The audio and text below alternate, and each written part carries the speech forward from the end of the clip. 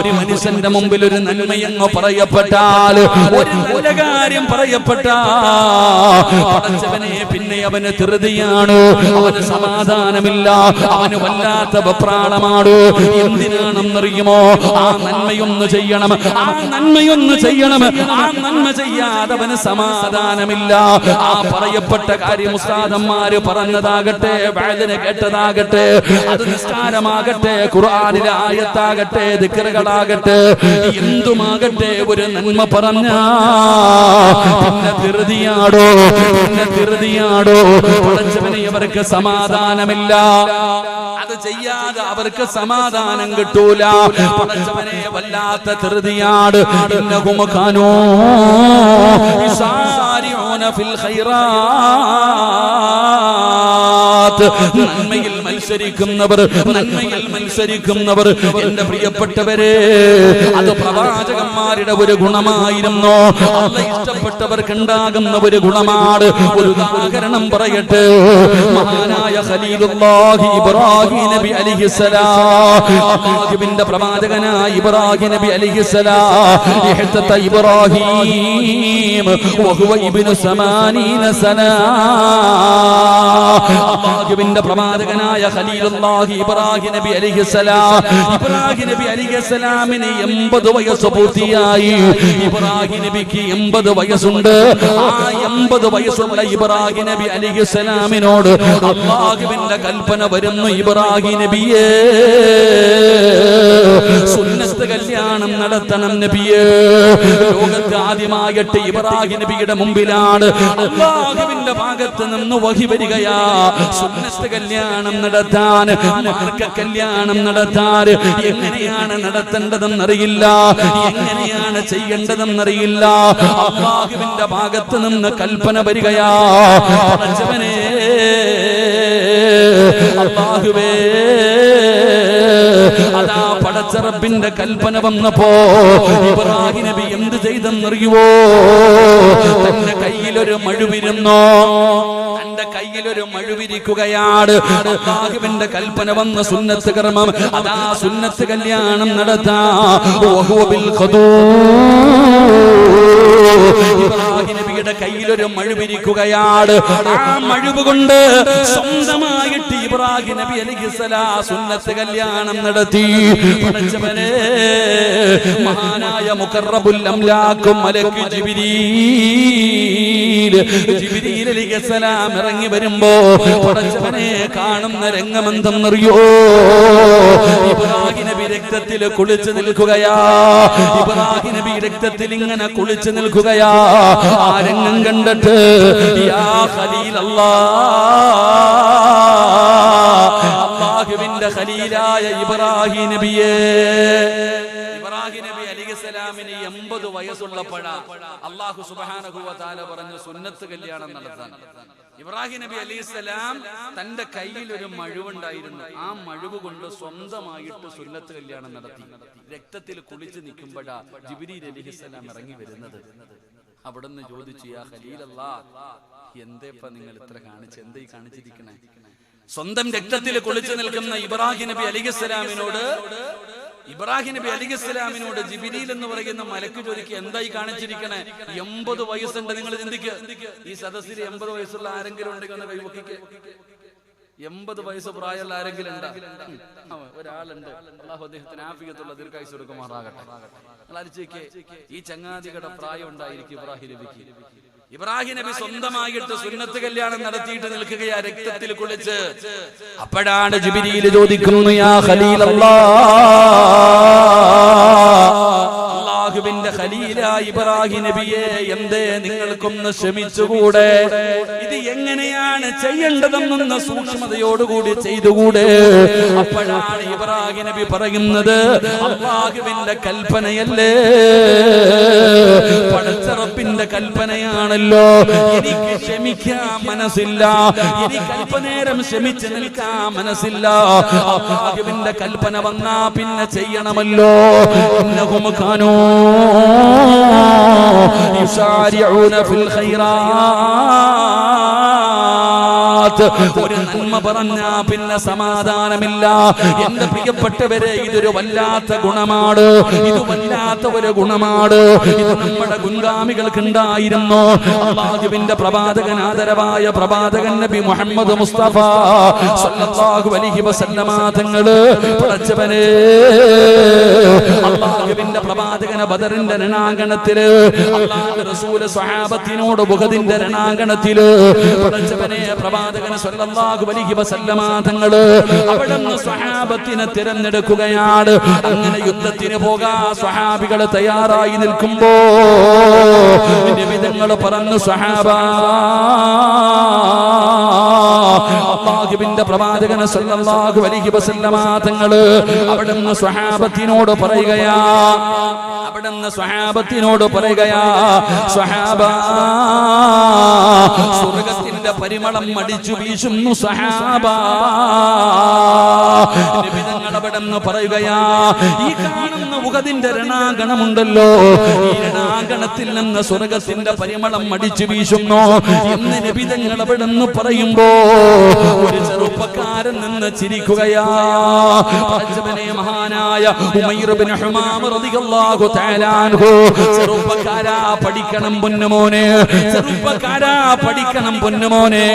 അല്ലാഹുവിന്റെ പ്രവാചകന്റെ സഹാബിയായ ഉമൈർ ഇബ്നു ഹുമാം എന്ന് പറയുന്ന യുവത്വത്തിന്റെ നടുവിലൂടെ നടന്നു പോകുന്ന സുന്ദരനായ ചെറുപ്പക്കാരൻ ആ രണാങ്കണത്തിൽ നിന്നുകൊണ്ട് ചിരിക്കുകയാ.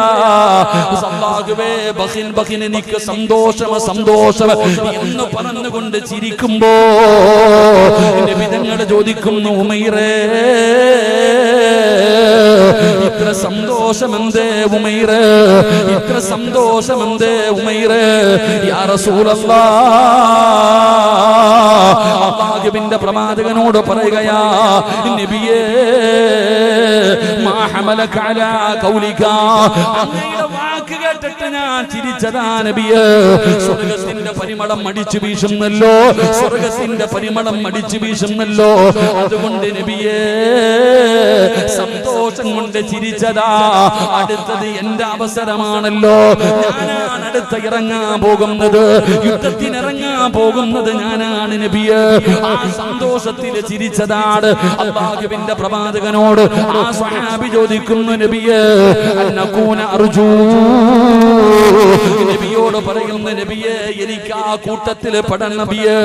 ആ സ്വർഗ്ഗത്തിന്റെ പരിമളം അടിച്ചു വീശുന്നു, ഇന്ന് ഷഹീദാവുന്നവർക്ക് സ്വർഗ്ഗമുണ്ടല്ലോ, അത് എനിക്ക് വേണം നബിയേ എന്ന് പറഞ്ഞുകൊണ്ട് തന്റെ കയ്യിലിരുന്ന കാരക്കയുണ്ടല്ലോ, ആ കാരക്ക തിന്നുന്ന സമയത്തും പോലും, ആ കാരക്ക കഴിക്കുന്ന സമയം പോലും എനിക്കിവിടെ നിൽക്കാൻ മനസ്സില്ലെന്ന് പറഞ്ഞ് ആ രണാങ്കണത്തിലേക്ക് കടന്നുപോയ ഷഹീദായ സഹാബിയ മഹാനായ ഉമൈർ ഇബ്നു ഹുമാം റളിയല്ലാഹു തആല അൻഹു, സ്വർഗ്ഗമുണ്ടെന്ന് പറഞ്ഞപ്പോൾ, ഇവിടെ ഷഹീദാകുന്നവർക്ക് സ്വർഗ്ഗമുണ്ടെന്ന് പറഞ്ഞപ്പോ, സ്വർഗ്ഗത്തിന്റെ പരിമളം അടിച്ചു വീശുന്നെന്ന് പറഞ്ഞപ്പോ, തന്റെ കയ്യിൽ പിടിച്ചിരുന്ന കാരക്ക കടിക്കാൻ, അത് തിന്നുന്ന സമയം പോലും എനിക്ക് ഈ ദുനിയാവിൽ നിൽക്കാൻ മനസ്സില്ല എന്ന് പറഞ്ഞുകൊണ്ട് കാരക്ക വലിച്ചെറിഞ്ഞിട്ട് ആ സ്വഹാബി യുദ്ധത്തിന്റെ രണാങ്കണത്തിലേക്ക് കടന്നുപോയി ഷഹീദായെങ്കിൽ ഈ ഗുണമാണോ നമുക്ക് വേണ്ടത്?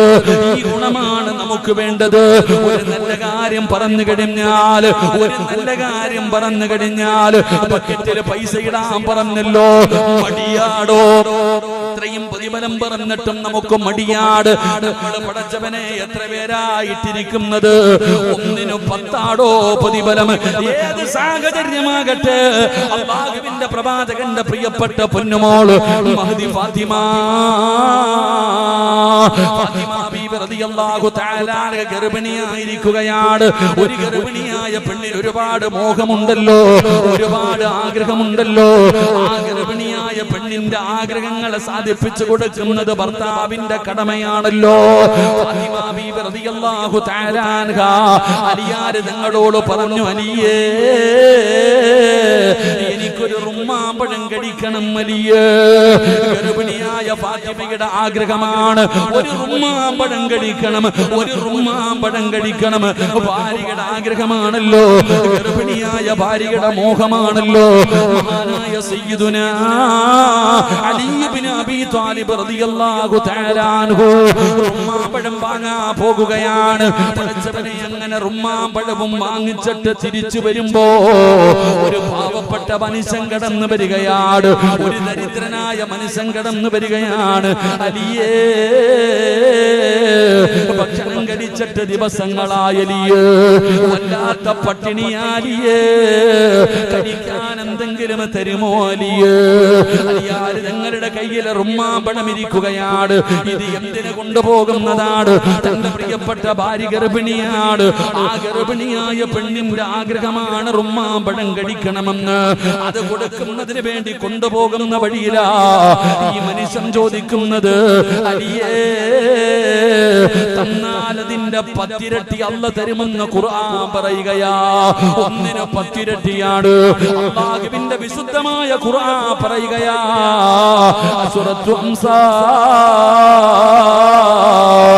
1 10 ഇരട്ടിയാണ്. അവിടെ നിന്ന് പ്രതിഫലമെന്ന മനുഷ്യൻ പറയുമ്പോ തന്റെ ഭാര്യയായ ഫാത്തിമയ്ക്ക് കൊടുക്കാനിരുന്ന ആ റുമ്മാമ്പഴം എടുത്ത് കയ്യിൽ കൊടുക്കുകയാണ്. നന്മ കിട്ടപ്പോ, അല്ലാഹു തരുമെന്ന് കേട്ടപ്പോ, 10 ഇരട്ടി കിട്ടുമെന്ന് കേട്ടപ്പോ അലിയാര് ഞങ്ങളതെടുത്ത് കയ്യിൽ കൊടുക്കുകയാ. എന്നിട്ട് വീട്ടിലേക്ക് കടന്നു ചെല്ലുമ്പോ സുബ്ഹാനല്ലാഹ്, ഒരു കുട്ട നിറയെ റുമ്മാമ്പഴം അല്ലാഹു ഫാത്തിമയ്ക്ക് കൊടുത്തില്ലേ പെങ്ങള്? ഇതാണ് ഒരു നന്മ പറഞ്ഞാൽ. അത് എന്തുമാകട്ടെ, അത് നിസ്കാരത്തിന്റെ കാര്യമാകട്ടെ, ഖുർആൻ ഓതുന്ന കാര്യമാകട്ടെ, ദിക്റുകൾ പറയുന്ന കാര്യമാകട്ടെ, സ്വലാത്തുകൾ പറയുന്ന കാര്യമാകട്ടെ, സദഖ കൊടുക്കുന്ന കാര്യമാകട്ടെ, അത് ചെറുതാകട്ടെ വലുതാകട്ടെ, ഒരു നന്മ പറയപ്പെട്ടാൽ നിങ്ങൾ മത്സരിക്കണേ, നിങ്ങൾ മത്സരിക്കണേ. മഹാനായ ആദരവായ പ്രവാചകൻ നബി മുഹമ്മദ് മുസ്തഫ സല്ലല്ലാഹു അലൈഹി വസല്ലമ തങ്ങൾ ഒരിക്കൽ അല്ലാഹുവിന്റെ പ്രവാചകൻ പറഞ്ഞു, സഹാബാ, നബി തങ്ങൾ പറയുകയാണ്, അല്ലാഹുവിന്റെ ദീനിന് ആവശ്യമുണ്ട്, നിങ്ങളുടെ വീട്ടിലുള്ളത് എടുത്തു കൊണ്ടുവാ. അല്ലാഹുവിന്റെ പ്രവാചകൻ പറയുമ്പോ സഹാബത്ത് മുഴുവനും ഇറങ്ങി ഓടുകയാണ്. അവരവരുടെ വീടുകളിലേക്ക് കടന്നു തന്നിട്ട് ഉള്ളത് അല്ലാഹുവിന്റെ ദീനിന് വേണ്ടി എടുത്തു കൊണ്ടുവരുമ്പോ ഉമർ തങ്ങൾ ചിന്തിക്കുന്നു, അല്ലാഹ് എപ്പോഴും അബൂബക്കറാണ് ജയിക്കുന്നത്. ഉമർ തങ്ങൾ വിചാരിച്ചു, പടച്ചവനെ, എന്തു പറഞ്ഞാലും അബൂബക്കറ ഒന്നാമത് വരുന്നത്, ഈ പ്രാവശ്യം അബൂബക്കർ തങ്ങളെ എനിക്ക് തോൽപ്പിക്കണം. മഹാനായ ഉമർ ഇബ്നു ഖത്താബ് റളിയല്ലാഹു തആല തന്റെ വീട്ടിൽ പോയി സമ്പാദ്യം മുഴുവൻ എടുത്തു. എന്നിട്ട് പകുതി മാറ്റി വെച്ചു, പകുതി എടുത്തുകൊണ്ട് ഇലാ ഹദറത്ത് റസൂലില്ലാഹി സ്വല്ലല്ലാഹു അലൈഹി വസല്ലം നബി തങ്ങളുടെ മുമ്പിലേക്ക് കടന്നു വന്നു. ഇത് പറയാനുള്ള കാരണം, അബൂബക്കർ തങ്ങളുടെ സ്വഭാവം അങ്ങനെയാണ്. ഒരു ദിവസം അല്ലാഹുവിന്റെ പ്രവാചകൻ സ്വല്ലല്ലാഹു അലൈഹി വസല്ലം തങ്ങൾ സുബ്ഹി നമസ്കാരം കഴിഞ്ഞ് സഹാബത്തിന്റെ എതിരെ തിരിഞ്ഞിരുന്നിട്ട് ചോദിച്ചു, മൻ അസ്ബഹ മിൻകുമുൽ യൗമ സായിമ, ഇന്നത്തെ ദിവസം നോമ്പ് പിടിച്ച ആരുണ്ട്? ഇന്നത്തെ ദിവസം നോമ്പ് പിടിച്ച ആരുണ്ട്? അബൂബക്കർ സിദ്ദീഖ് റളിയല്ലാഹു തആല അൻഹു പറഞ്ഞു, എന്താ യാ റസൂലല്ലാഹ്, നബിയെ, എനിക്കിന്ന് നോമ്പാണ്. നബി തങ്ങളുടെ രണ്ടാമത്തെ ചോദ്യം, ഇന്നത്തെ ദിവസം ജനാസയിൽ പങ്കെടുത്ത ആരെങ്കിലും ഉണ്ടോ? അബൂബക്കർ തങ്ങൾ പറഞ്ഞു, ഞാനുണ്ട് നബിയെ. ഇന്ന് ആർക്കെങ്കിലും ഭക്ഷണം കൊടുത്ത ആരെങ്കിലും ഉണ്ടോ? ഞാനുണ്ട് നബിയെ. ഇന്ന് രോഗസന്ദർശനം നടത്തിയ ആരെങ്കിലും ഉണ്ടോ? ഞാനുണ്ട് നബിയെ. എപ്പോഴാ ചോദിക്കണേ? സുബഹി കഴിഞ്ഞിട്ട്. അസർ കഴിഞ്ഞിട്ടല്ല, സുബഹി നമസ്കാരം കഴിഞ്ഞിട്ടാ നബി തങ്ങൾ ചോദിക്കുന്നത്. ഇന്ന് ജനാസയിൽ പങ്കെടുത്ത, ഇന്ന് നോമ്പ് പിടിച്ച, ഇന്ന് രോഗസന്ദർശനം നടത്തിയ, ഇന്ന് സദഖ കൊടുത്ത ആരെങ്കിലും ഉണ്ടോ? എല്ലാത്തിനും മറുപടി മഹാനായ സയ്യിദുനാ അബൂബക്കർ സിദ്ദീഖ്. ഉറക്കപ്പറ, അബൂബക്കർ സിദ്ദീഖ്. എന്റെ പ്രിയപ്പെട്ട സഹോദരങ്ങളെ, സുബഹിക്ക് മുമ്പ് തന്നെ എല്ലാം കഴിഞ്ഞു. നമ്മൾ പകല് പോലും ചെയ്യുന്നില്ല. സുബഹിക്ക് മുമ്പ് തന്നെ അബൂബക്കർ സിദ്ദീഖ് രോഗസന്ദർശനം നടത്തി, സദഖ കൊടുത്തു. അപ്പൊ ഏത് കാര്യത്തിനും അബൂബക്കർ തങ്ങൾ മുമ്പിലാണ്. അതുകൊണ്ട് ഉമർ തങ്ങൾക്ക് ഒരു വാശി ഒരിക്കലെങ്കിലും ഒന്ന് പരാജയപ്പെടുത്തണം.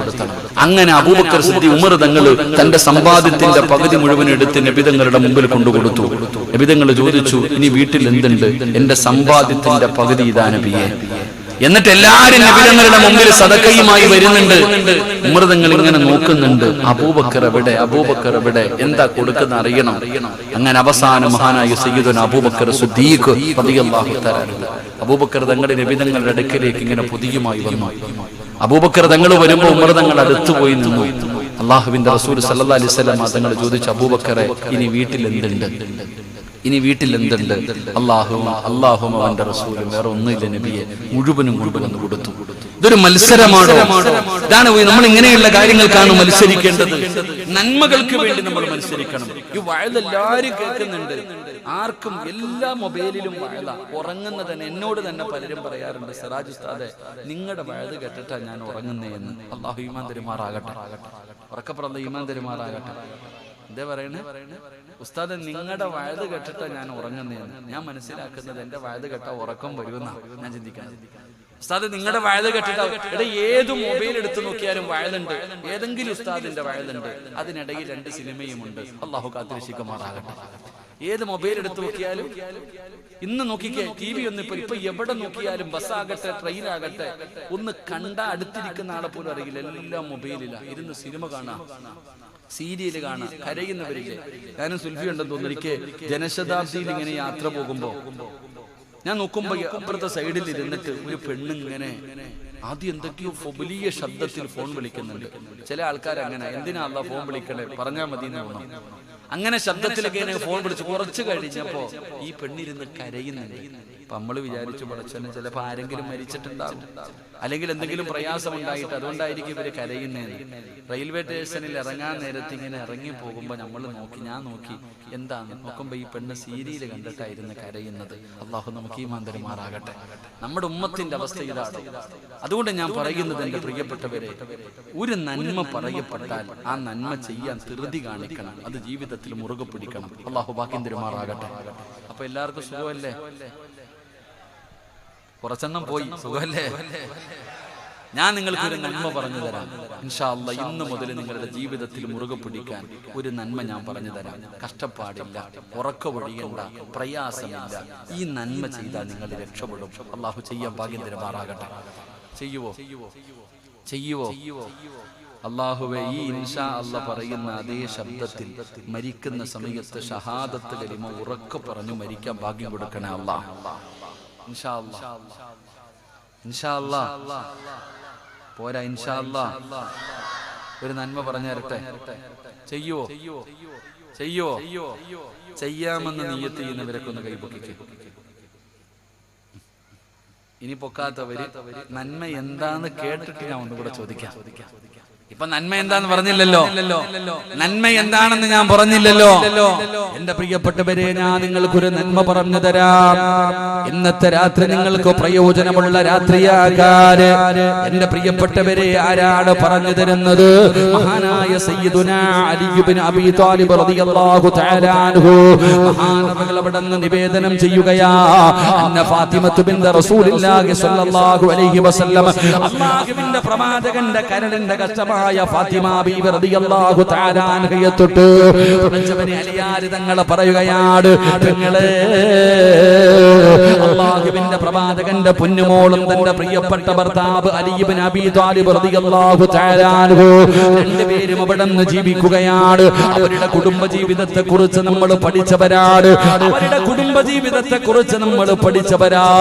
പഠിച്ചവനെ ഫാത്തിമ ബീവിക്ക് വല്ലാത്ത കഷ്ടപ്പാടാ. അലിയാർ തങ്ങൾ ഗൾഫുകാരനല്ല, ഒരുപാട് സമ്പത്തുള്ളവനല്ല, പാവപ്പെട്ടവനാണ്. പഠിച്ചവനെ അലിയാർ തങ്ങളുടെ ജോലി എന്തെന്നറിയോ? ആദ്യമൊക്കെ പഠിച്ചവനെ പുല്ല് കെട്ടിയിട്ട് ഒട്ടകമുള്ള വീട്ടിൽ കൊണ്ടുപോയി കൊടുത്തിട്ട് കിട്ടുന്ന പൈസ കൊണ്ട് ജീവിച്ച പാവപ്പെട്ടവരാ. പഠിച്ചവനെ അലിയാർ തങ്ങള് അവസാനമല്ല വീട്ടില് മാവ് കുഴയ്ക്കുകയാണ്.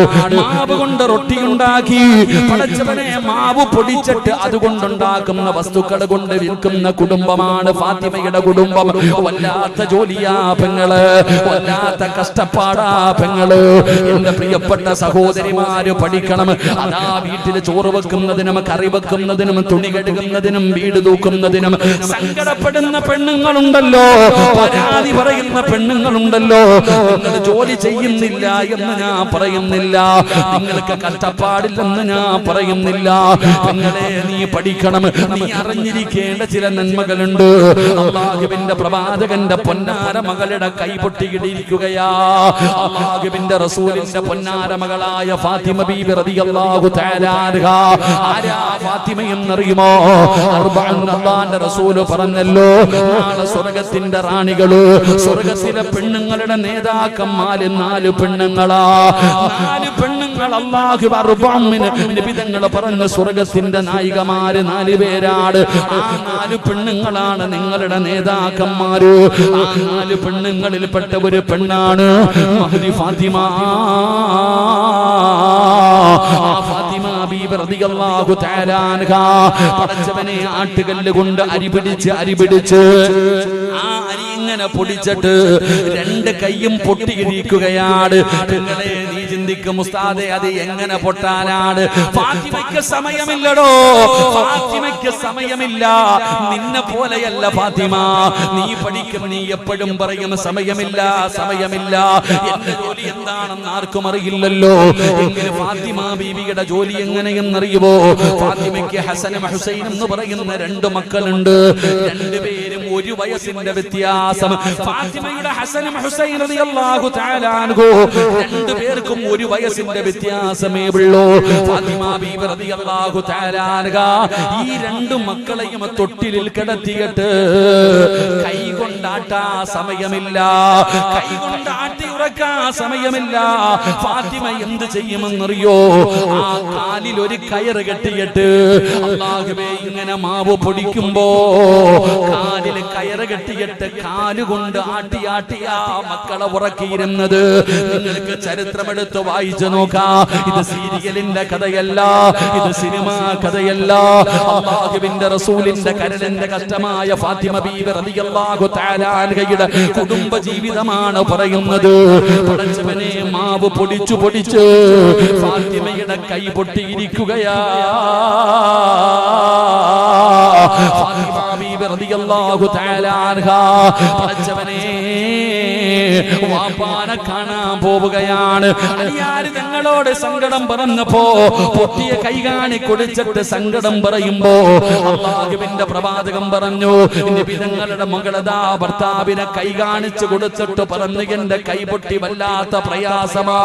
സങ്കടത്തിലിരിക്കുന്ന ഫാത്തിമയെ കണ്ടപ്പോ അലിയാർ തങ്ങൾ പറഞ്ഞു, ഫാത്തിമ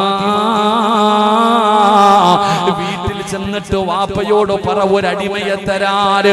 ഒരുപാട് അടിമകളുണ്ടല്ലോ, നീ ചോദിച്ചാ വാപ്പ നിനക്കൊരടിമയെ തന്നാൽ വീട്ടിലെ ജോലികൾ ചെയ്യിപ്പിക്കാമല്ലോ, നിനക്കൊരു സഹായമാകുമല്ലോ.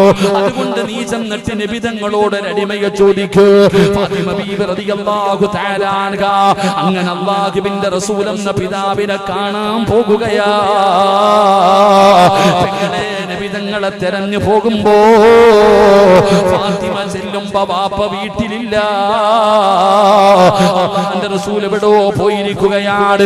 ഫാത്തിമ ബീബി റളിയല്ലാഹു തആല അൻഹ ഉമ്മയായ ആയിഷ ബീബി റളിയല്ലാഹു തആല അൻഹയോട് തന്റെ കൈ കാണിച്ചു കൊടുത്തിട്ട് സങ്കടം പറഞ്ഞു, ഉമ്മ വാപ്പ വരുമ്പോ എന്റെ അവസ്ഥയൊന്ന് പറയണേ, ഒരടിമയെ തരാ പറയട്, ഒരടിമയെ തരാ പറയട്. ഫാത്തിമ സങ്കടപ്പെട്ടുകൊണ്ട് ഉമ്മയായ ആയിഷ ബീബി റളിയല്ലാഹു തആല അൻഹയോട് അവിടുന്ന് കൈ കാണിച്ചു കൊടുത്തിട്ട് സങ്കടം പറഞ്ഞ് തിരിച്ചു വരികയാണ്. പടച്ചവനെ നബി തങ്ങൾ അന്ന് വീട്ടിൽ വന്നപ്പോ താമസിക്കുകയാ. ഒരുപാട് താമസിച്ചാണ് നബി തങ്ങൾ വന്നത്. ആയിഷ ബീബി റളിയല്ലാഹു തആല അൻഹ അല്ലാഹുവിന്റെ പ്രവാചകനോട് പറഞ്ഞു കൊടുത്തു, യാ റസൂലല്ലാഹ്, മുത്തി നബിയേ ഫാത്തിമ വന്നിരുന്നു നബിയേ. ഫാത്തിമയുടെ അവസ്ഥ അവസ്ഥ വല്ലാത്ത സങ്കടമാണ്. പൊന്നുമോള് കൈപൊട്ടിയിരിക്കുകയാണ്. അവിടുത്തെ ജോലി ചെയ്ത് അതാ കല്ല് പിടിച്ച് കൈ രണ്ടും പൊട്ടിയിരിക്കുകയാണ്. സങ്കടപ്പെട്ടുകൊണ്ടാണ് വന്നത്. എനിക്ക് സഹിച്ചില്ല നബിയേ, ഫാത്തിമയുടെ അവസ്ഥ കണ്ടിട്ട് എനിക്ക് സഹിച്ചില്ല നബിയേ. അല്ലാഹുവിന്റെ പ്രവാചകനോട് ആയിഷ ബീബി റളിയല്ലാഹു തആല അൻഹ പറഞ്ഞു കൊടുക്കുമ്പോ നബി തങ്ങൾ ആ രാത്രിയിൽ എഴുന്നേറ്റടോ. അല്ലാഹുവിന്റെ പ്രവാചകൻ തന്റെ മകളുടെ വീട്ടിലേക്ക് പാതിരാത്രി കടന്നു ചെല്ലുകയാണ്. നബി തങ്ങൾ ആ രാത്രിയിൽ തന്നെ പോയടോ. പൊന്നുമോളുടെ സങ്കടമാണല്ലോ. അല്ലാഹുവിന്റെ പ്രവാചകൻ സ്വല്ലല്ലാഹു അലൈഹി വസല്ലമ തങ്ങൾ ഫാത്തിമ ബീവിയുടെ വീട്ടിൽ ചെന്ന് രാത്രി അവിടെ നിന്ന് വിളിക്കുകയാ. രണ്ടുപേരും ഉറങ്ങാൻ കിടന്നു.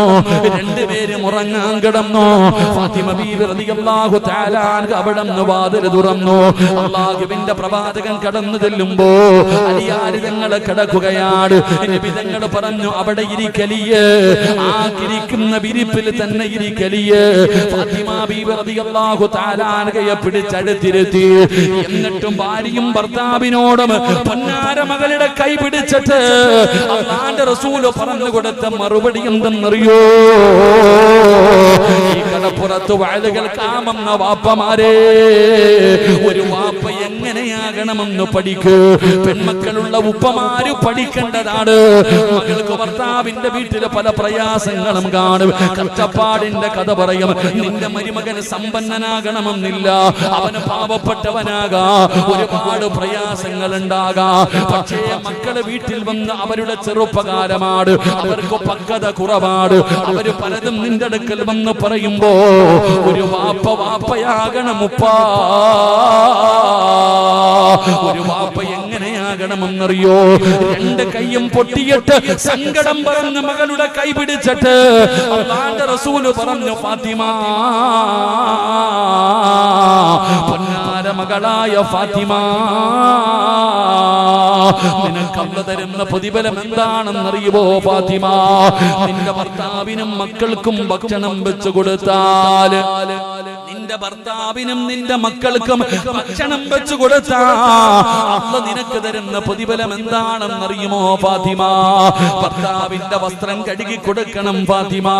ഭർത്താവിന്റെ തുണി കഴുകുന്ന പെണ്ണിന് കൊടുക്കുന്ന പ്രതിഫലം എന്താണ്?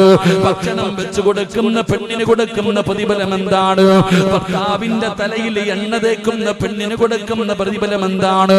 മക്കൾക്ക് പാല് കൊടുക്കുന്ന ഉമ്മയ്ക്ക് പടച്ചറപ്പ് കൊടുക്കുന്ന പ്രതിഫലം എന്താണ്? പെങ്ങളെ, എന്നെ അടുക്കളയിൽ പൂട്ടിക്കിട്ടിരിക്കുകയാണ് എന്ന സങ്കടം പറയുന്ന യുവത്വമേ, നിനക്കറിയുവോ ആ അടുപ്പിന്റെ ചുവട്ടിൽ കിടന്നിട്ട് പടച്ചവനെ ജോലി ചെയ്യുമ്പോ നിന്റെ ശരീരം വിയർക്കുമല്ലോ. ഇട്ടിരിക്കുന്ന മാക്സിയിലൂടെ, ഇട്ടിരിക്കുന്ന ചുരിദാറിന്റെ ഉള്ളിലൂടെ വിയർപ്പ് തുള്ളി ഒഴുകുന്ന പെങ്ങളെ, നിനക്കറിയുവോ അതിന്റെ പ്രതിഫലം എന്താണെന്ന്? ആ വിയർപ്പ് തുള്ളിയുടെ പ്രതിഫലം എന്തെന്നറിയുവോ? ഭർത്താവിനും മക്കൾക്കും ഭക്ഷണം വെക്കാൻ അടുപ്പിന്റെ ചുവട്ടിൽ കിടന്ന് കഷ്ടപ്പെടുമ്പോ വിയർത്ത് ഒരു തുള്ളി വിയർപ്പ് താഴെ വീണ നരകത്തിൽ നിന്ന് രക്ഷയാ ഉമ്മ. നീ നിന്റെ ഭർത്താവിന്റെ തുണി കഴുകി കൊടുക്കൂ, ഭർത്താവിന് ഭക്ഷണം വെച്ചു കൊടുക്കൂ, ഭർത്താവിന്റെ തലയിൽ എണ്ണ തേച്ചു കൊടുക്കൂ. നിന്റെ മക്കൾക്ക് പാല് കൊടുക്കുന്ന പെങ്ങള് ജിഹാദിന്റെ കൂലിയാ മോളെ. 2 വയസ്സുവരെ നിന്റെ ആരോഗ്യം പരിഗണിക്കാതെ നിന്റെ മക്കൾക്ക് നീ പാല് കൊടുത്താ സയ്യിദാ ജിഹാദിന്റെ കൂലി അല്ലാഹു തരും പെങ്ങള്.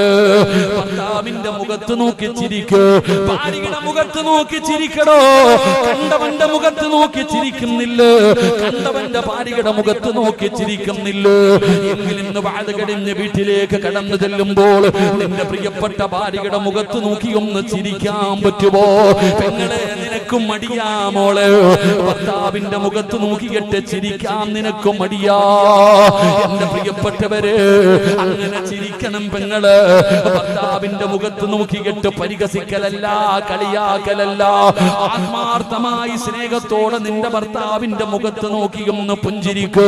അതാ ജോലി കഴിഞ്ഞ് കടലിൽ പോയി മീൻ പിടിച്ച് വിയർത്തൊലിച്ച് വൈകുന്നേര സമയത്ത് ശരീരം തളർന്നുകൊണ്ട് വീട്ടിലേക്ക് കയറി വരുന്ന ഭർത്താവിന് വീടിന്റെ കവാടത്തിൽ കാത്തു നിന്നിട്ട് വീട്ടിലേക്ക് ക്ഷീണിച്ച് കടന്നു വരുന്ന ഭർത്താവിനെ പുഞ്ചിരിക്കുന്ന മുഖത്തോടെ സലാം പറഞ്ഞ് സ്വീകരിച്ച് വീട്ടിലേക്ക് കയറി വരുമ്പോ നിന്റെ ചുമലിൽ കിടക്കുന്ന നിന്റെ തലയിൽ കിടക്കുന്ന ഷാളിന്റെ ഒരു തുമ്പെടുത്ത് ഭർത്താവിന്റെ നെറ്റിത്തടമൊന്ന് തുടച്ചു കൊടുക്ക്. പെങ്ങളെ, ഇതിനാണ് കുടുംബജീവിതം എന്ന് പറയുന്നത്. അതുകൊണ്ട് അല്ലാഹുവിന്റെ പ്രവാചകനോട് എന്റെ പൊന്നാര മകളായ ഫാത്തിമ ബീബി റളിയല്ലാഹു തആല അൻഹ കൈ കാണിച്ചു കൊടുത്തിട്ട് പറയുകയാണ്, അല്ലാഹുവിന്റെ റസൂല കൈ പിടിച്ചിട്ട് ഫാത്തിമയോട് പറയുന്നു, ഫാത്തിമ വീട്ടിൽ വന്ന് അടിമയെ ചോദിച്ചല്ലോ, എങ്കിൽ അതിനേക്കാളും നിനക്ക് പ്രയോജനം ചെയ്യുന്ന ഒരു നന്മ ഞാൻ പറഞ്ഞു തരട്ടെയോ? അല്ലാഹുവിന്റെ സ്വർഗത്തിലേക്ക് കടന്നു പോകാൻ, പടച്ചറപ്പിന്റെ സ്വർഗത്തിലേക്ക് കടന്നു പോകാ നിനക്ക് ഞാനൊരു നന്മ പറഞ്ഞു തരട്ടെയോ ഫാത്തിമ?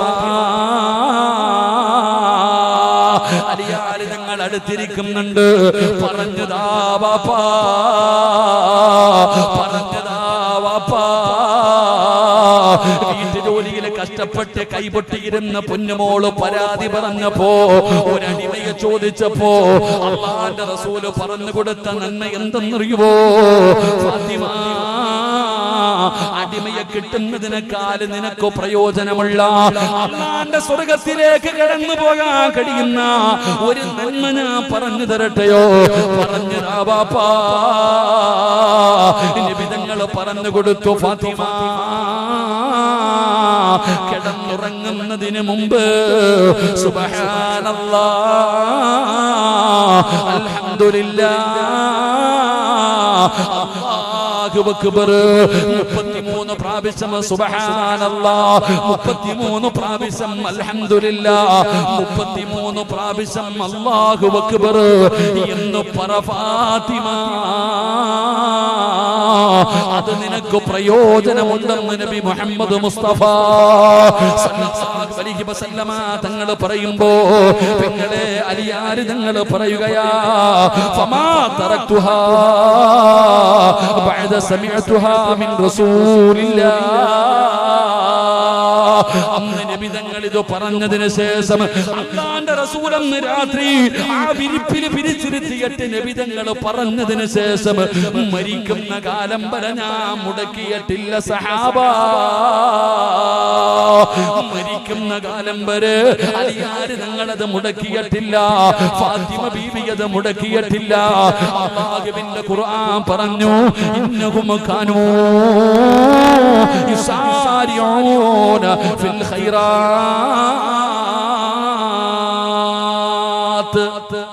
നിബിതങ്ങൾ പറഞ്ഞു കൊടുത്തു, ഫാത്തിമ ഉറങ്ങുന്നതിന് മുമ്പ് 33 പ്രാവശ്യം സുബ്ഹാനല്ലാഹ്, 33 പ്രാവശ്യം അൽഹംദുലില്ലാഹ്, 33 പ്രാവശ്യം 34 പ്രാവശ്യം അല്ലാഹു അക്ബർ.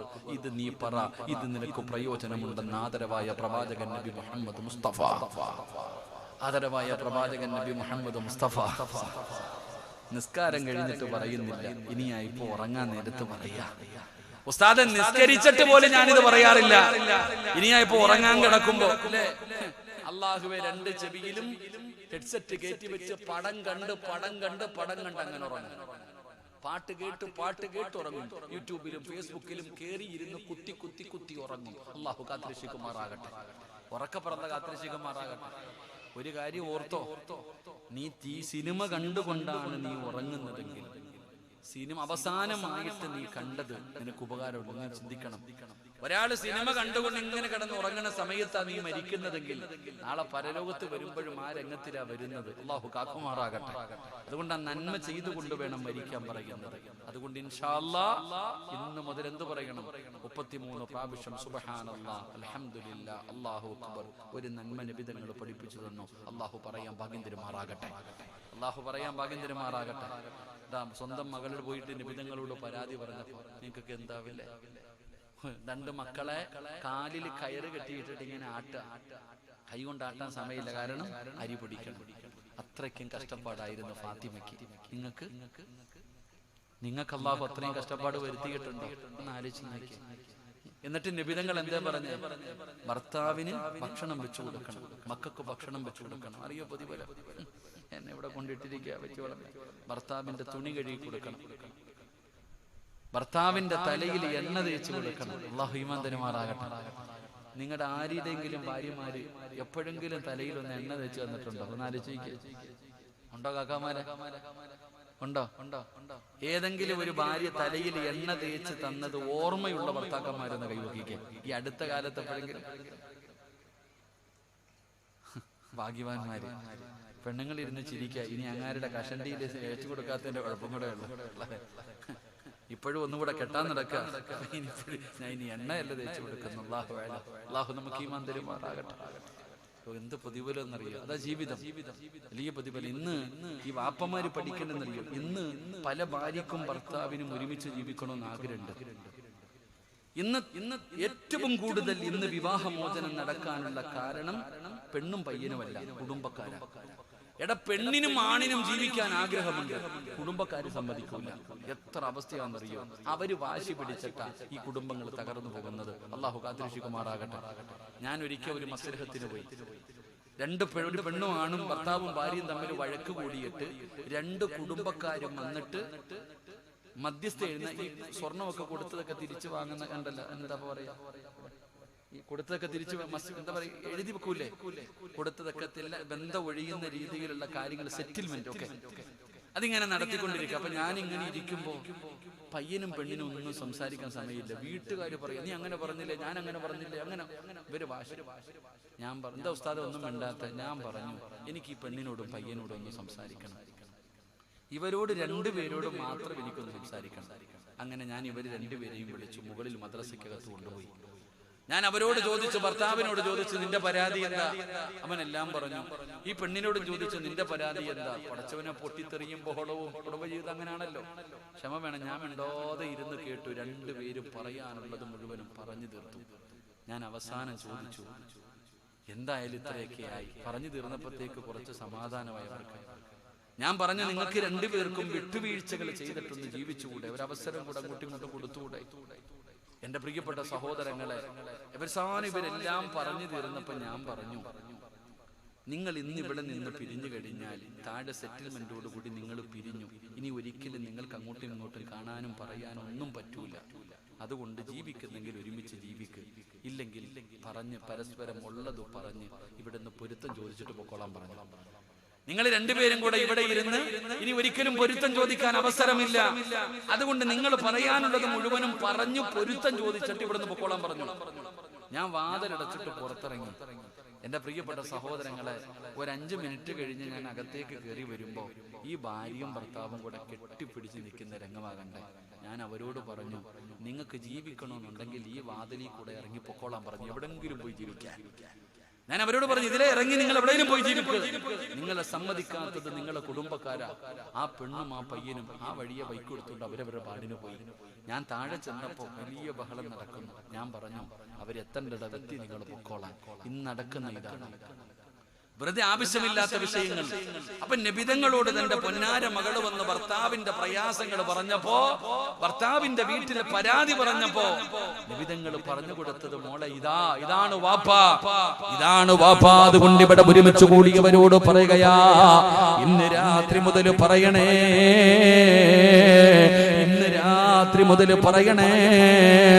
അല്ലാഹുവിന്റെ പ്രവാചകൻ പറഞ്ഞു, ആയിഷ 4 കാര്യങ്ങൾ ചെയ്യാതെ ഉറങ്ങല്ലേ ആയിഷ. ഒരു നന്മ പറഞ്ഞു തരാ, ഒരു നന്മ പറഞ്ഞു തരാ. ഇന്ന് മുതൽ നിങ്ങളുടെ ജീവിതത്തിൽ മുറുകെ പിടിച്ചാൽ നിങ്ങൾക്ക് രക്ഷപ്പെടാനുള്ള ഒരു വഴിയാണ്. നിങ്ങൾക്കും രക്ഷപ്പെടാം, എനിക്കും രക്ഷപ്പെടാം. അല്ലാഹുവിന്റെ പ്രവാചകൻ പറഞ്ഞു, ആയിഷ 4 കാര്യങ്ങൾ ചെയ്യാതെ ഉറങ്ങാൻ പാടില്ലെന്ന് നബി മുഹമ്മദ് മുസ്തഫ സല്ലല്ലാഹു അലൈഹി വസല്ലമ തങ്ങൾ പറയുകയാണ്. അല്ലാഹുവേ, ഇന്ന് നിങ്ങളോട് ഞാനൊരു നന്മ പറയുകയാണ്. ചെയ്യാൻ പറ്റുന്നവര് ചെയ്യണേ, ചെയ്യാൻ പറ്റുന്നവര് ചെയ്യണേ. അല്ലാഹുവേ, ഈ 4 നന്മകൾ ചെയ്തിട്ട് ഉറങ്ങാൻ ഞങ്ങൾക്ക് ഭാഗ്യം തരണേ അല്ലാ. ഈ 4 കാര്യങ്ങൾ ചെയ്തിട്ട് ഇന്ന് രാത്രി നിങ്ങളൊക്കെ ഉറങ്ങാൻ പാടുള്ളൂ. അല്ലാഹു ഭാഗ്യം തരുമാറാകട്ടെ, അല്ലാഹു ഭാഗ്യം തരുമാറാകട്ടെ. ഇൻഷാ അല്ലാഹ് ചെയ്തൂടെ, ചെയ്തൂടെ, ഇൻഷാ അല്ലാഹ് ചെയ്തൂടെ? പറഞ്ഞിരട്ടെ, വേണോ വേണ്ടേ? വേണോ വേണ്ടേ? വിശക്കുന്നവൻ ആഹാരം കൊടുത്തിട്ടേ കാര്യമുള്ളൂ, വയറ് നിറഞ്ഞിരിക്കുന്നവന് മട്ടൻ മന്തി കൊടുത്തിട്ടും കാര്യമില്ല. വേണോ വേണ്ടേ? വേണോ എന്നുള്ളവരൊക്കെ ഒന്ന് കൈപൊക്കി. അൽഹംദുലില്ലാഹ്, 11 മണി വരെ അവിടെ ഇരിക്കും. അവസാനം പറഞ്ഞു തരാം. അല്ലാഹു ഭാഗ്യം തരുമാറാകട്ടെ. ആദ്യം ക്ഷമ വേണമല്ലോ. അത് വയത് കഴിഞ്ഞു. ഞാൻ പറയാൻ മറന്നുപോയാലും നിങ്ങൾ എന്നോട് ചോദിക്കണം. ഞാൻ പറയാൻ വിട്ടുപോയാലും നിങ്ങൾ എന്നോട് ചോദിക്കണം. അല്ലാഹു നമുക്ക് ഭാഗ്യം തരുമാറാകട്ടെ. എന്റെ പ്രിയപ്പെട്ട സഹോദരങ്ങളെ, അപ്പോൾ നാളെ സ്വർഗത്തിൽ പോകാനുള്ള 1ാമത്തെ പടി എന്താ? ഒരു നന്മ നിന്റെ മുമ്പിൽ പറയപ്പെട്ടാൽ പിന്നെ നിനക്ക് ധൃതിയാണ്. എങ്ങനെയെങ്കിലും അത് ചെയ്യണം. അത് ചെയ്യാതെ നിനക്ക് സമാധാനമില്ല. ഇങ്ങനെ ഒരു സ്വഭാവമാണ് നമുക്ക് വേണ്ടത്. അല്ലാഹുവേ, ആ സ്വഭാവം നിങ്ങൾക്ക് നൽകണേ അല്ലാ. എന്റെ പ്രിയപ്പെട്ടവരെ, 2ാമത്തെ ഗുണമെന്താണ്? വിശദീകരിക്കുന്നില്ല. 2ാമത്തെ ഗുണമെന്താ? അല്ലാഹുവിന്റെ റസൂൽ പറയുന്നു, അല്ലാഹുവിന്റെ വിശുദ്ധമായ ഖുർആൻ പറയുകയാ, ഇന്നഹും കാനൂ യുസാരിഊന ഫിൽ ഖൈറാത്ത്. 2 വയദഊനനാ റഗബൻ വറഹബാ. 2ാമത്തെ കാര്യമെന്തെന്നറിയോ? 2ാമത്തെ കാര്യമെന്തെന്നറിയോ? പടച്ചവനെ അവർ അല്ലാഹുവിനോട് ദുആ ചെയ്യുകയാണ്. അവർ അല്ലാഹുവിനോട് ദുആ ചെയ്യുകയാണ്. ഏറ്റവും പ്രയാസകരമായ സമയങ്ങളിൽ, വളരെ ബുദ്ധിമുട്ടിന്റെ സമയത്ത്, പടച്ചവനെ ഏത് പ്രതിസന്ധിയിലും എന്ത് ബുദ്ധിമുട്ട് വന്നാലും അവർ അല്ലാഹുവിനോട് ദുആ ചെയ്യുകയാ. പടച്ചവനോട് അവർ ദുആ ചെയ്യുകയാണ്. അവർ അല്ലാഹുവിൽ പ്രതീക്ഷ വെക്കുന്നവരാണ്. അവർ പടച്ച റബ്ബിൽ പ്രതീക്ഷ വെക്കുന്നവരാണ്. എന്റെ പ്രിയപ്പെട്ട സഹോദരാ, മഹാനായ ഖലീലുല്ലാഹി ഇബ്രാഹിം നബി അലൈഹിസ്സലാം, അല്ലാഹുവിന്റെ പ്രവാചകനായ ഇബ്രാഹിം നബി അലൈഹിസ്സലാം, നമ്രൂദ് എന്ന് പറയുന്ന ഭരണാധികാരി പിടിച്ചുകൊണ്ടുവരികയാണ്. വിഗ്രഹങ്ങളെ തകർത്തതിന്റെ പേരിൽ ഇബ്രാഹിം നബി അലൈഹിസ്സലാമിനെ എന്ത് ചെയ്തെന്നറിയുമോ? അല്ലാഹുവേ, അവിടുന്ന് കത്തിക്കാൻ തീരുമാനിച്ചു. തീക്കുണ്ടാരത്തിലേക്ക് വലിച്ചെറിയാൻ തീരുമാനിച്ചു. അങ്ങനെ ജനങ്ങൾ മുഴുവനും വിറക് ശേഖരിച്ചു കൊണ്ടുവരികയാണ്. പലരും നേർച്ച ചെയ്തടോ, പലരും നേർച്ച ചെയ്യുകയാ, എന്റെ രോഗം മാറണാൻ. പടച്ചവനെ അവര് നേർച്ച ചെയ്തു, ഇബ്രാഹിമിനെ കത്തിക്കാനുള്ള തീയിലേക്ക് വിറക് കൊടുക്കാ. അങ്ങനെ ഭയാനകമായ ഒരു തീക്കുണ്ടാരമുണ്ടാക്കുകയാണ്. ഖുർആൻ പറഞ്ഞതെന്തെന്നറിയോ? ആ തീക്കുണ്ടാരത്തിന്റെ മുകളിലൂടെ പറന്നു പോകുന്ന പറവകൾ പോലും കടിഞ്ഞു വീഴുന്ന രീതിയിൽ ഭയാനകമായ തീക്കുണ്ടാരമുണ്ടാക്കി. അടുത്തു പോകാൻ പറ്റുന്നില്ല. ഇബ്രാഹിം നബി അലൈഹിസ്സലാമിനെ പിടിച്ചുകൊണ്ടുവന്ന് കയ്യും കാലും കെട്ടിയിട്ട് അമ്പും വില്ലും തയ്യാറാക്കി മുകളിൽ കയറ്റി നിർത്തിയിരിക്കുകയാ. അമ്പും വില്ലും തയ്യാറാക്കി മുകളിൽ കയറ്റി നിർത്തിയിരിക്കുകയാണ്. എയ്തുവിടുന്നതിന് വേണ്ടി ഇബ്രാഹിം നബി അലൈഹിസ്സലാമിനെ ആ തീക്കുണ്ടാരത്തിലേക്ക് എയ്തുവിടാൻ പോകുമ്പോ അതാ വരുന്ന മുഖറബുൽ അംലാക്കും മലക്ക് ജിബ്രീൽ അലൈഹിസ്സലാം ഇറങ്ങി വരികയാണ്. ഇബ്രാഹിം നബിയെ, ഈ കാണുന്ന തീക്കുണ്ടാരം അണച്ചു കളഞ്ഞിട്ട് അങ്ങയെ ഞാൻ രക്ഷപ്പെടുത്തട്ടെ, ഒന്നനുവാദം തരുമോ? ഒന്നനുവാദം തരുമോ? ഇബ്രാഹിം നബി അലൈഹിസ്സലാം അവിടെന്ന് പറഞ്ഞ മറുപടി എന്തെന്നറിയുമോ? ജിബ്രീലേ, നിന്റെ സഹായം എനിക്ക് വേണ്ട. എന്നെ പടച്ച റബ്ബുണ്ടല്ലോ, എന്നെ പടച്ച റബ്ബുണ്ടല്ലോ. ആ അല്ലാഹുവിനെ അറിയാം എന്നെ രക്ഷപ്പെടുത്താൻ. പടച്ചവനെ അതാ അല്ലാഹുവിൽ പ്രതീക്ഷ വെക്കുകയാണ്. പടച്ച റബ്ബിനോട് പറയുകയാണ്, എന്റെ പ്രിയപ്പെട്ടവരെ, ഖുൽ യാ നാറു കൂനി ബർദൻ വസലാമൻ അലാ ഇബ്രാഹീം. ഒരു രോമം പോലും കരിയാതെ മാസങ്ങൾക്ക് ശേഷം, ദിവസങ്ങൾക്ക് ശേഷം ഇബ്രാഹിം നബി അലൈഹിസ്സലാം ആദി കുണ്ടാരത്തിൽ നിന്ന് എഴുന്നേറ്റ് വന്നു എന്ന് ചരിത്രം പറയുമ്പോ, എന്റെ പ്രിയപ്പെട്ടവരെ, അല്ലാഹുവിൽ പ്രതീക്ഷ വെക്കടോ, ദുആ ചെയ്യടോ. പ്രതിസന്ധിയിലും രക്ഷപ്പെടണം സഹോദരാ. നിന്നെ സഹായിക്കാൻ ഒരാളുമില്ലെന്ന് തോന്നുന്ന സമയം, ഇനി നിനക്ക് രക്ഷപ്പെടാൻ ഒരു വഴിയില്ല, ഇനി രക്ഷപ്പെടാൻ ഒരു വഴിയില്ല, എല്ലാ വഴികളും അടഞ്ഞോ.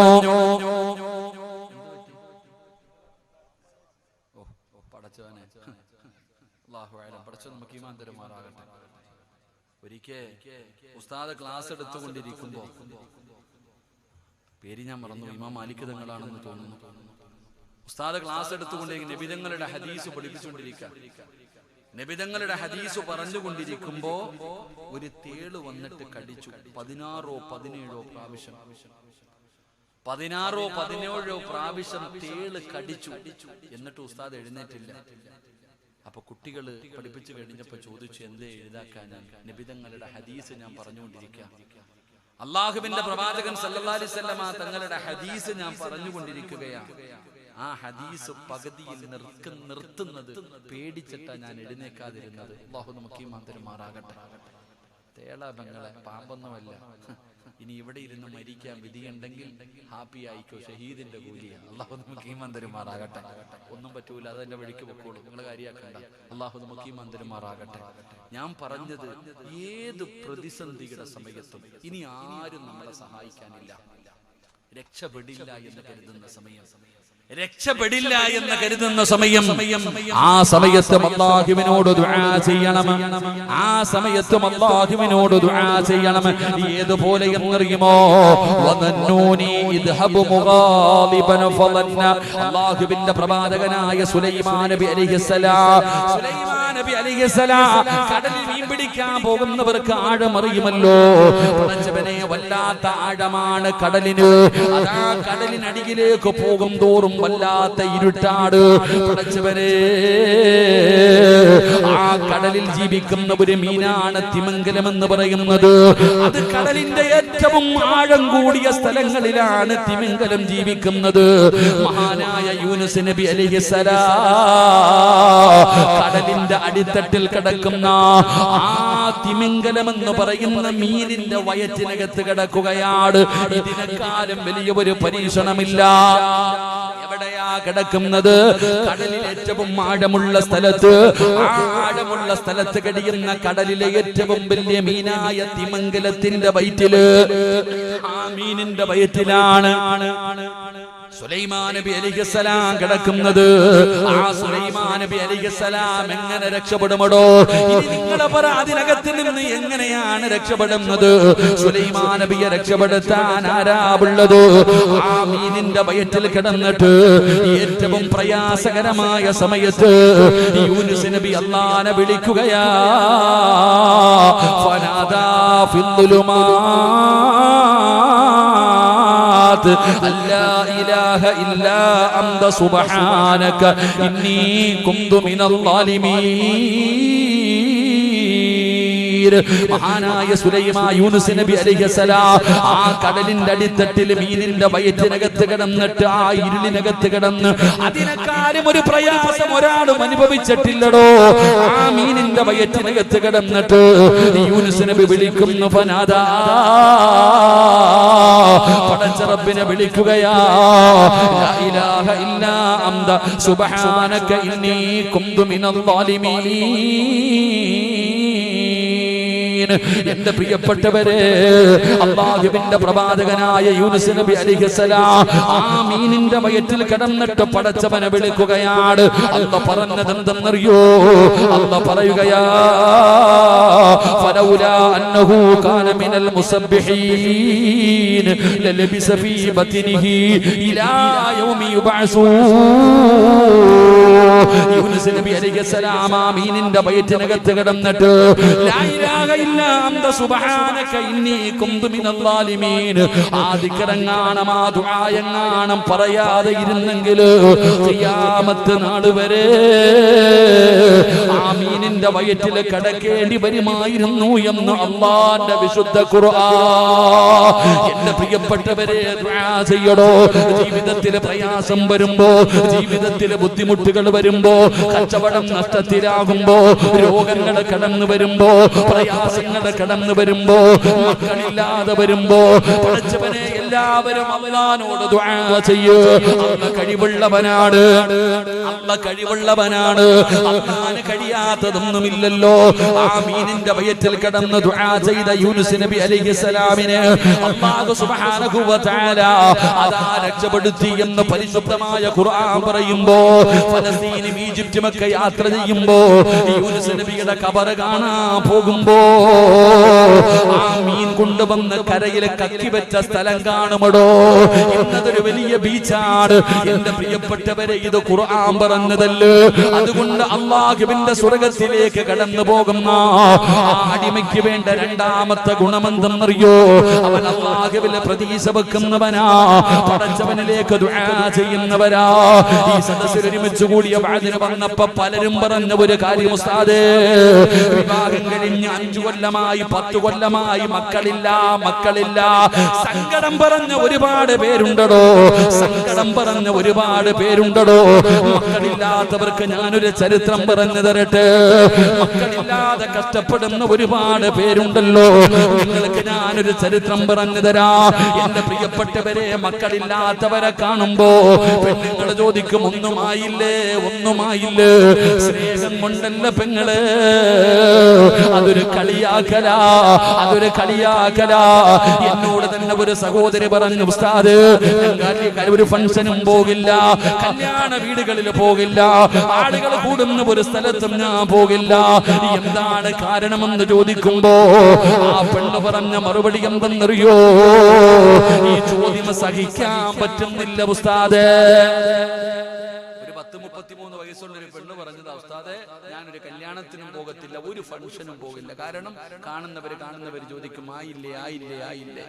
സ്നേഹം കൊണ്ടല്ല, അത് ചില പെണ്ണുങ്ങൾക്കറിയാം. അവൾക്ക് മക്കളില്ല എന്നറിയാം, എന്നാലും ചോദിച്ച് വേദനിപ്പിക്കുന്നവരുണ്ട്. അല്ലാഹു നമുക്ക് ഈമാൻ നൽകുമാറാകട്ടെ.